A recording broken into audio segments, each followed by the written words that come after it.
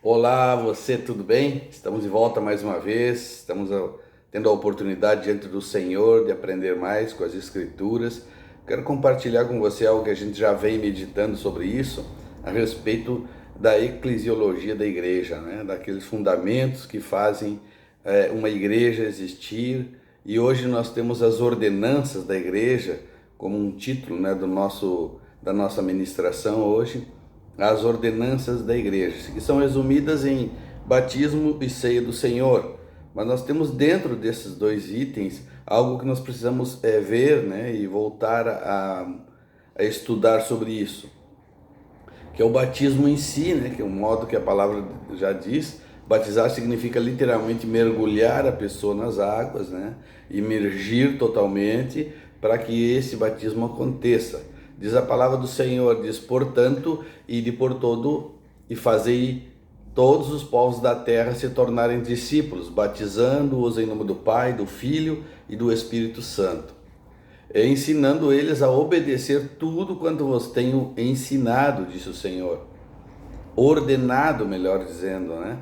Esta é uma das ordenanças, então, o batismo. E aí a gente sai pelo mundo todo pregando o evangelho, ensinando e batizando essas pessoas como um sinal de que elas estão no caminho, né, de que Cristo nos anuncia, o caminho da salvação, um caminho de certeza, de vitória e um caminho ainda maravilhoso, né, de excelência da parte do Senhor, um caminho santo, como ele mesmo diz.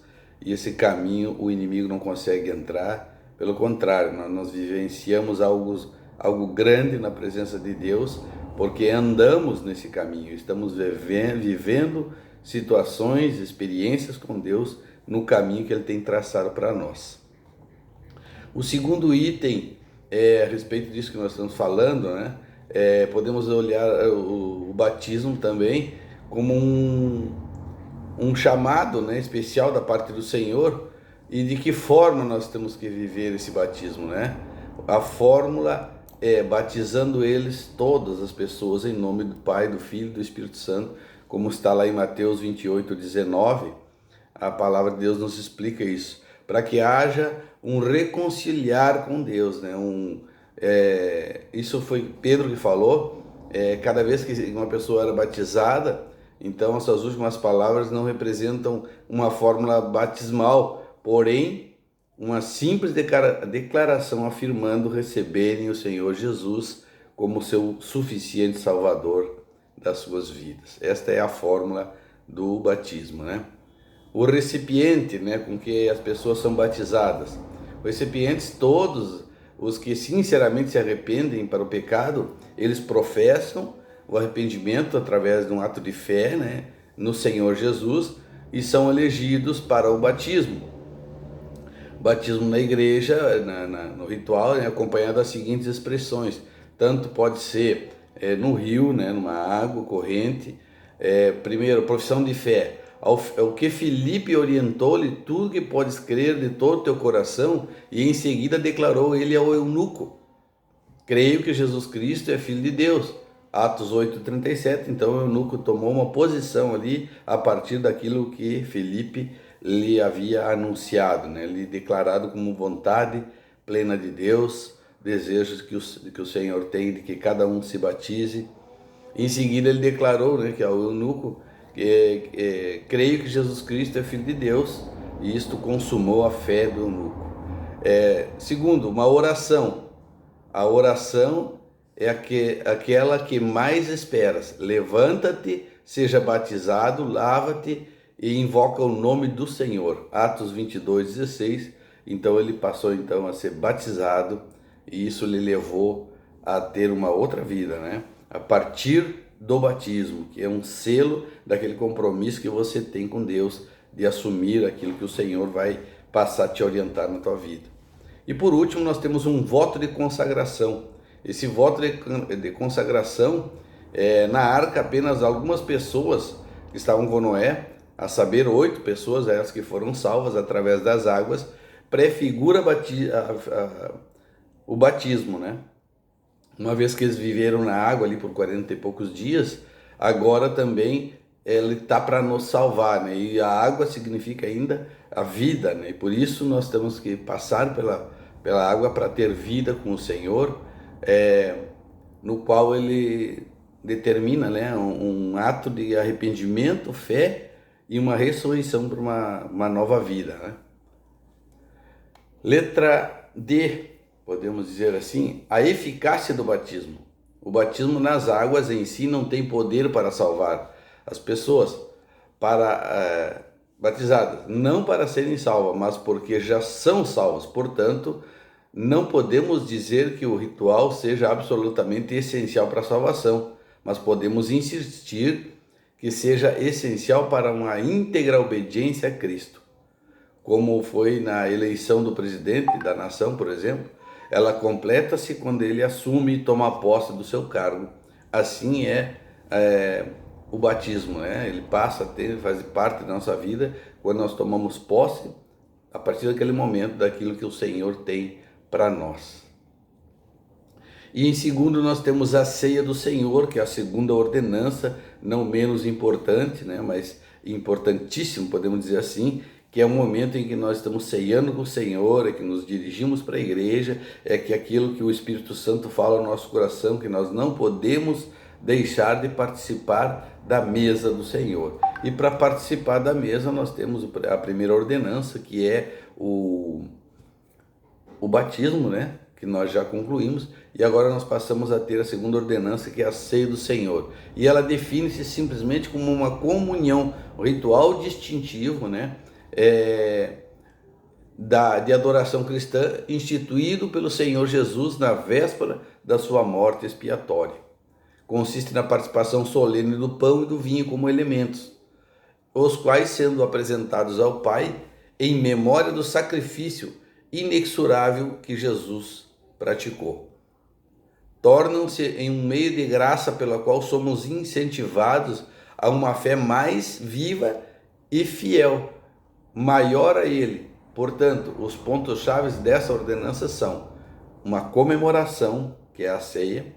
Tu come, bebe, né? E lembra-te daquilo que aconteceu. Fazer isto em memória de mim, no livro de Lucas, capítulo 19, versículo também 19, a Bíblia fala, né? Cada ano, no dia 4 de julho, o povo norte-americano recorda a maneira especial do evento em que fez o povo livre.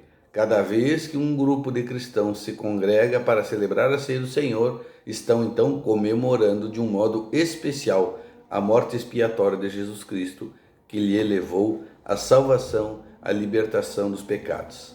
Então é importante a gente participar e lembrar, né? Dentro disso, a instrução a ceia do Senhor é uma lista objetiva e ela expõe fundamentos, né? Um dos fundamentos é a encarnação. Ao participar do pão, ouvimos o apóstolo João dizer: o Verbo se fez carne, habitou entre nós, e ouvimos o próprio Senhor declarar: porque o pão de Deus é aquele que desce do céu e dá vida ao mundo. João 6,33. Este foi a encarnação, né? O próprio Verbo desce do céu e ele passa então a ser Deus aqui na terra e nos dá a instrução para também ter a oportunidade de salvação. A expiação, mas as bênçãos incluídas na encarnação não nos são concedidas mediante a morte de Cristo. O pão e o vinho simbolizam dois resultados: o resultado da morte, a separação do corpo e da vida, e a separação da carne e do sangue. Simbolicamente, o pão partido deve ser quebrantado na morte do Calvário, por exemplo, a fim de ser distribuído entre os espiritualmente famintos. Inspiração. Os elementos, especialmente o vinho, lembram que pela fé podemos ser participantes da natureza de Cristo e com isso ter comunhão com Ele. Este é a inspiração, né? Participar do pão e do vinho, da ceia, é um ato que recorda e nos dá uma segurança, né? Pela fé nós podemos verdadeiramente receber o Espírito de Cristo e ser reflexo do seu caráter na nossa caminhada. E por último, a responsabilidade, né? A responsabilidade de quem? De quem deve ser admitido ou excluído da mesa do Senhor. Paulo trata desse assunto chamando assim a questão dos dignos e dos indignos, né? Ele fala em 1 Coríntios capítulo 11, diz: porquanto qualquer que comer este pão e beber desse cálice do Senhor indignamente será culpado do corpo e da carne, do sangue. Então, beber indignamente, né? Mas nós vivemos num tempo de graça. Nós vivemos no tempo da graça, então aqui diz assim a explicação da Bíblia, que isso quer dizer somente aqueles que são dignos podem se chegar à mesa do Senhor? Não. Então todos estamos excluídos? Também não. E o que acontece?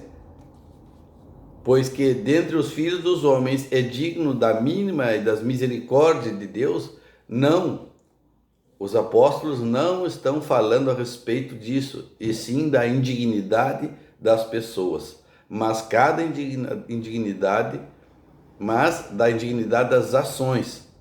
Sendo assim, portanto, é estranho que pareça, é possível uma pessoa, então, indigna participar dignamente. Por isso, o alerta na palavra de Deus, antes que qualquer coisa venha acontecer na ceia, o ministro ele fala: aquele que examine-se a si mesmo e depois participe da ceia, né? Faça um autoexame para ver se você está digno ou não, porque com certeza, se você não estiver, o próprio Espírito Santo vai falar ao teu coração para que você não participe. Antes te reconcilie, antes te arrependa, antes faça a tua declaração de fé, para depois sim participar dignamente.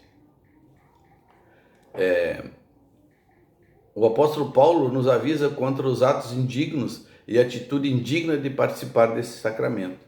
Antes, né, no capítulo 11, versículo 23, Paulo já começa dizendo assim no versículo 28, né? Examine-se o homem a si mesmo e depois coma e beba, né? É a oportunidade que nós temos todos os meses. Algumas igrejas fazem todos os finais de semana, algumas fazem uma vez por mês, né? Na igreja primitiva era todo domingo, mas nós fazemos uma vez por mês, né? Representando esse ato, né, de fé e de confirmação daquilo que nós estamos vivendo, né? Uma vida cristã digna, obedecendo ao Senhor e fazendo com que as coisas do Senhor aconteçam na nossa vida, e assim será, no nome de Jesus. Amém? Temos mais coisas a ministrar, mas o nosso tempo é meio curto agora. Eu quero estar orando com você nesse momento, no nome de Jesus. Senhor, nosso Deus e nosso Pai, louvo o teu santo nome, Pai, e agradeço por mais um mover do teu Espírito em nossas vidas. Que as palavras ditas aqui, Senhor, sirvam para esclarecimento, crescimento e sabedoria do teu povo. Oro e abençoo na certeza do teu poder em cada coração, Pai, no nome de Jesus, assim seja. Amém e graças a Deus. Amém. Até mais.